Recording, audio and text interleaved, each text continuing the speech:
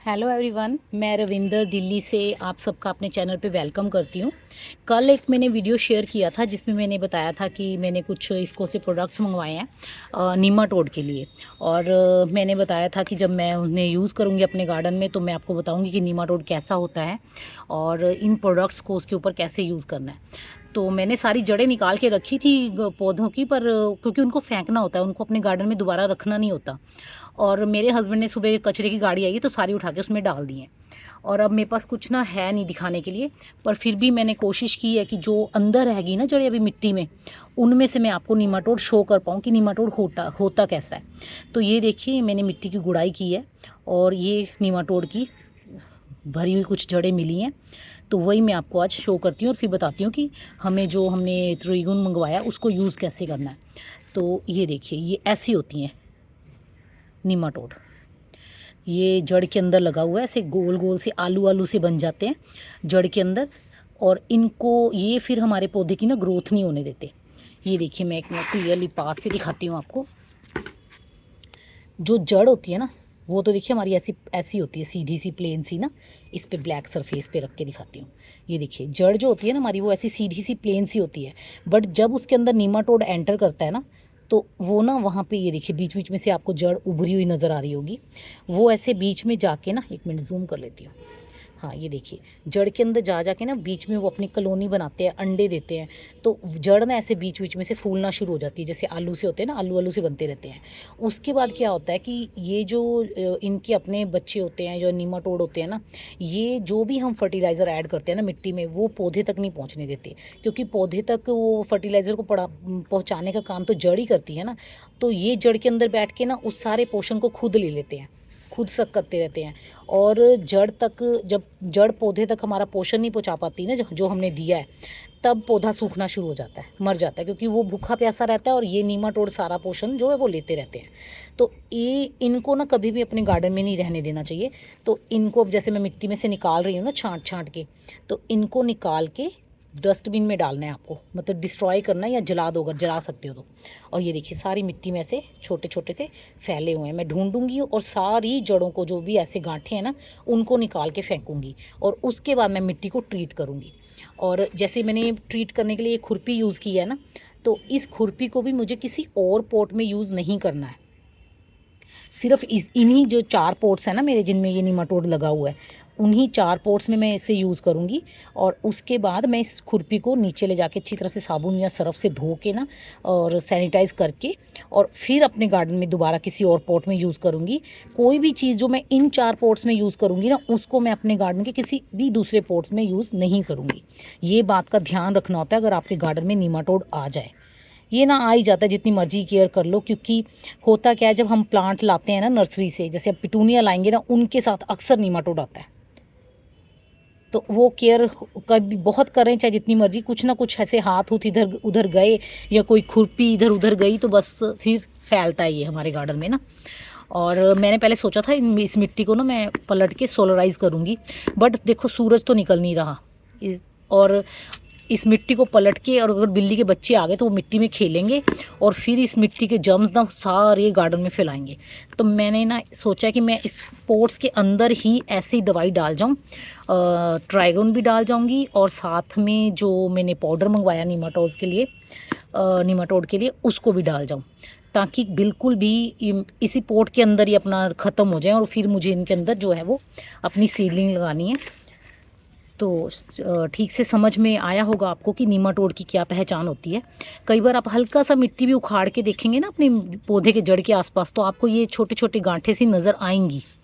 अब जैसे ये देखिए, इसमें भी हैं, इस वाले पोट में भी हैं, ये देखो। इन सबको भी मैं पहले निकाल लूँ मिट्टी में से, जितनी भी हैं। ये देखिए, ये छोटा सा आलू, ये नीमाटोड है। और उसके बाद फिर मैं अपने सारे पौधों को ट्रीट करूँगी। पहले हल्की हल्की हल्की गुड़ाई कर लूँ, और फिर मैं आपको बताती हूँ कि नीमाटोड को, ट्राइगन को कैसे यूज़ करना है नीमाटोड के ऊपर। ये देखिए, मैंने सबकी गुड़ाई जो है वो कर ली है, और जितनी रूट इन्फेक्टेड थी, जिनमें ज़्यादा आलू से बने हुए थे, ऑलमोस्ट मैंने निकाल दिए हैं जो मुझे नज़र आई हैं। अब हमें क्या करना है, सबसे पहले तो जो है इसके अंदर हम पाउडर डालेंगे जो मैंने नीमाटोड के लिए मंगवाया है।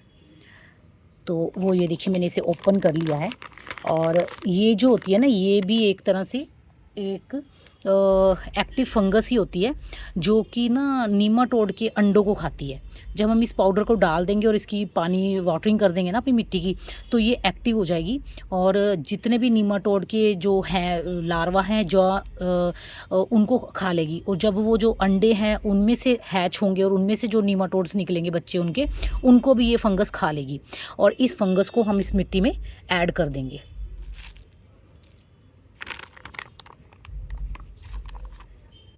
ये देखिए मैंने ये 1 चम्मच पाउडर लिया है और इसको हम ऐसे इसके ऊपर मिट्टी के ऊपर अपने स्प्रिंकल करेंगे।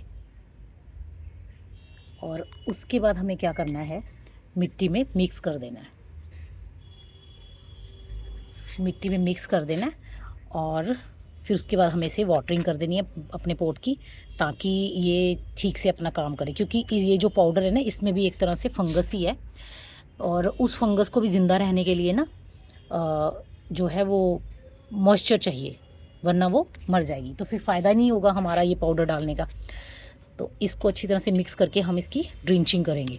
और ड्रिंचिंग के लिए मैं यूज़ कर रही हूँ वही त्रिगुण, और त्रिगुण को भी अब इस मिट्टी में ऐड करेंगे।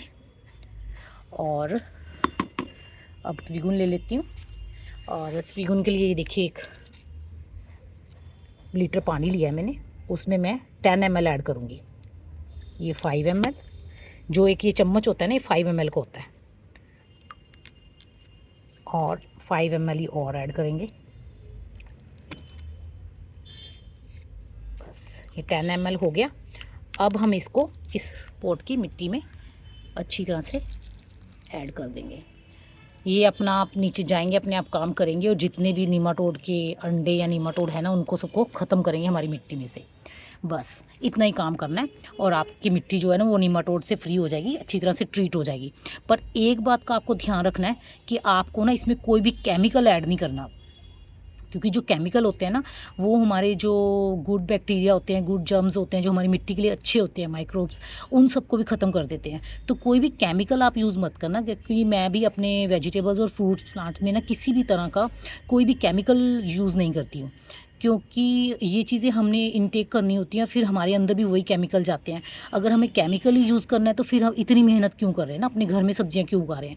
क्योंकि हम केमिकल फ्री खाना चाहते हैं ना कुछ, इसीलिए हम अपने घर में उगा रहे हैं सब्जियां। तो ये चीज़ का आपको ध्यान रखना है कि भूल कर भी कोई भी केमिकल फंगीसाइड तो बिल्कुल नहीं डालना, क्योंकि ये भी जो हमने ऐड किया है एक्टिव फंगस ऐड की है। और अगर हम केमिकल फंगीसाइड डाल देंगे तो होगा क्या कि ये जो हमारी फंगस है ना, ये मर जाएगी। केमिकल फंगीसाइड इसको मार देगा, तो फिर हमारी इतनी मेहनत करने का कोई फ़ायदा नहीं होगा। भूल कर भी आपको कोई भी केमिकल फंगीसाइड इन पोर्ट्स में, जिसमें भी आपने ये डाला है नीमाटोड की ट्रीटमेंट के लिए, उस वाले पोर्ट में आपको यूज़ नहीं करना।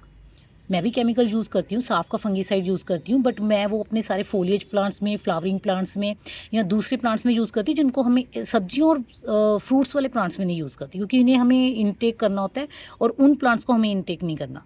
वो तो हमें खूबसूरती के लिए लगाते हैं ना, अपने गार्डन में ग्रीनरी ऐड करने के लिए लगाते हैं, ब्यूटी ऐड करने के लिए लगाते हैं। तो उनके ऊपर जितना मर्जी केमिकल डालो कोई फ़र्क नहीं पड़ता, कीड़ों से बचाने के लिए केमिकल इंसेक्टिसाइड डालो, जो मर्जी करो, बट अपने जो फ्रूट्स एंड वेजिटेबल्स के प्लांट्स होते हैं ना, उनमें आपको कभी भी केमिकल यूज़ नहीं करना चाहिए। तो बस आज की वीडियो में इतना ही। और अगर सब ठीक रहा ना, तो बहुत जल्द जो है वो मैं इनको ट्रीट करके इनमें अपने पौधे शिफ्ट कर लूँगी। अभी तो 1 दिन हो, मतलब अभी ट्रीट किया है मैंने ना, तो मैं 1 बार और ट्रीट करूँगी, इनको 2 बार ट्रीटमेंट दूँगी, उसके बाद मैं इसमें अपने जो है वो प्लांट्स जो है शिफ्ट करूँगी। क्योंकि अभी मेरी पौध काफ़ी छोटी है, मैं दिखाती हूँ आपको।